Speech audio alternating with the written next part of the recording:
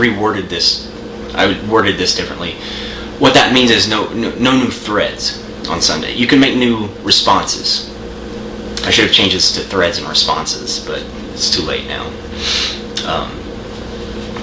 You can make new threads on it, and so when I say you can make five required posts, I mean they have to be substantive thread starters or responses.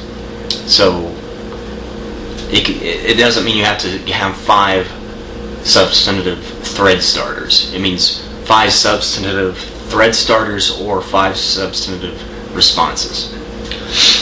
And Monday, there aren't any. You're not to make posts. And this is going to be confusing. I don't care if you make posts for the new week on Monday. I'll be posting new questions usually on a Monday. What I meant by no posts on Monday is no posts from the previous week on Monday. But the board is going to lock down. At least if I haven't messed up. I think I have a form of mathematical dyslexia called dyscalculia, so I may have hopefully I got all the dates right for the boards to lock down at the right times, the discussion boards. So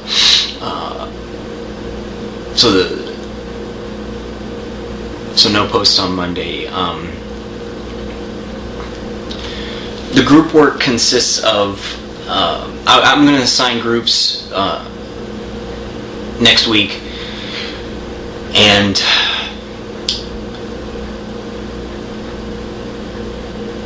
groups will be assigned a paper and to lead a discussion, and individual groups will be assigned a week at a time. So the week before your group is responsible for writing the paper and leading the class discussion, you will be given instructions, and you will, during that week, write the paper and prepare this class discussion. You will come up with questions to lead the discussion board, and then you will field the discussion like I have been doing and will be doing. So just kind of take cues from me on how to field the discussion board. Now I'll be helping. I'm not going to just leave it up to you for the whole week. And so please don't ask me like how many times you need to respond to people. You're normally required to make 5 posts, so it's definitely got to be more than that. How many more? It's more than that. Just do it often and participate in good discussions. Interact with people. Ask them questions, respond to their responses, things like that. You're going to have a code of ethics paper, relatively short paper, looking at code of professional ethics. I haven't developed these assignments yet, so please don't ask me what they're going to entail yet. I haven't developed them yet. I inherited this course from other people, so I haven't written up the instructions for the assignments yet, and I'll get to that as soon as I can. So don't stress out about it. I mean, I'll work with you guys, and I want this to be fun. I want everybody to learn from this. My goal is for you to come away from this having learned something and improved your lives in some way and become better citizens and scholars. And so I'm not going to do anything to try to trip you up or trick you. I mean, this is I want you to do well. So, but I will get to that as soon as I can. And there's a final term paper. And so something that's going to help you out in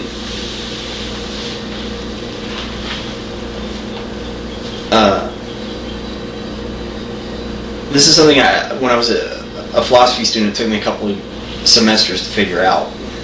If you know this, you can, I mean, if you're an undergraduate philosophy student and you know this,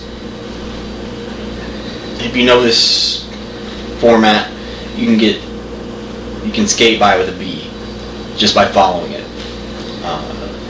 You can probably get A's in every other class paper. At the graduate level in philosophy, expect more of you. Probably at the master's level in this field, you can probably still make A's if you just follow this. I mean, because analytic skills are sorely lacking, I've found, in our education. But it's this simple. It's not easy, but it's this simple. This trips people up, and people, even though I say it over and over again, people miss it. If you get a comment that says, this is good, but you're lacking critical thought and analysis, what that means is you provide the argument that the author is making and counter that argument, or give the counter argument that someone else gave. Give a response to that counter argument that the author would have given, or that the author gives. Reply to that response. Do this back and forth. Support this process with the reading materials or with your own research.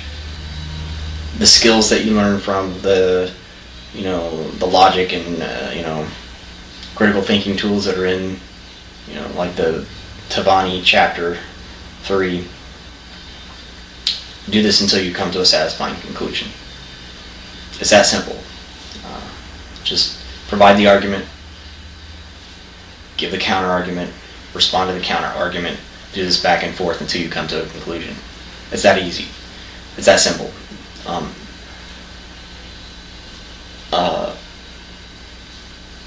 Now, what is an argument, though?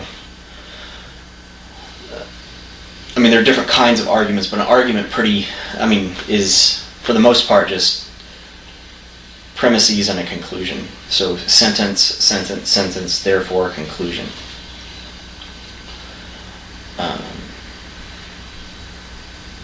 And arguments are pretty much judged on their validity and soundness. Validity means, well, say I've got an argument like this. All dogs have hair. Arfie is a dog, therefore Arfie has hair. That's that format's called modus ponens. I mean, that's not important, but no, that's not modus ponens. I'm sorry, never mind. Forget I just said that. Arfie, that's a valid argument because if all the premises are true, the conclusion must be the conclusion must also be true, and that's the definition of a valid argument. If the premises are true, then it is necessary that the conclusion must follow.